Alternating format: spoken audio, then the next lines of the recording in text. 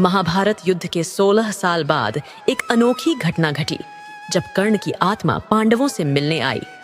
आज हम आपको इस चमत्कारी घटना के बारे में बताएंगे।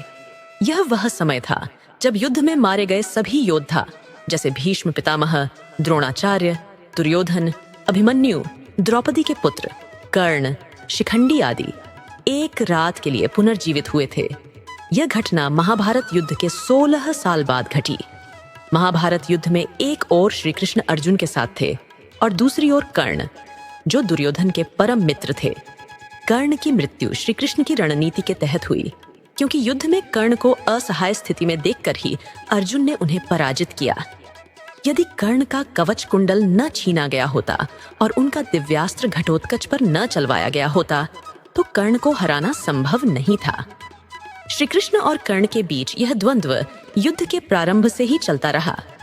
युद्ध के दौरान श्री कृष्ण ने कर्ण को यह बताया था कि वह कुंती का पुत्र है। यदि यह बात युधिष्ठिर को पहले से पता होती तो वे कर्ण को राजा बनाने के लिए युद्ध लड़ते। युद्ध के बाद युधिष्ठिर न्यायपूर्वक राजकाज संभालने लगे।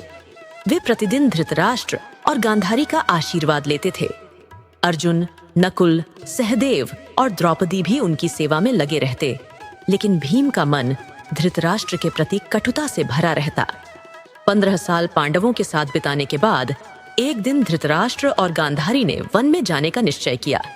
विदुर और संजय ने भी उनके साथ जाने का निर्णय लिया। कुंती ने भी इस यात्रा में उनका साथ देने का निश्चय किया। वन में रहते हुए धृतराष्ट्र और गांधारी ने कठोर तपस्या की। 1 साल बाद युधिष्ठिर अपने परिजनों से मिलने वन पहुंचे।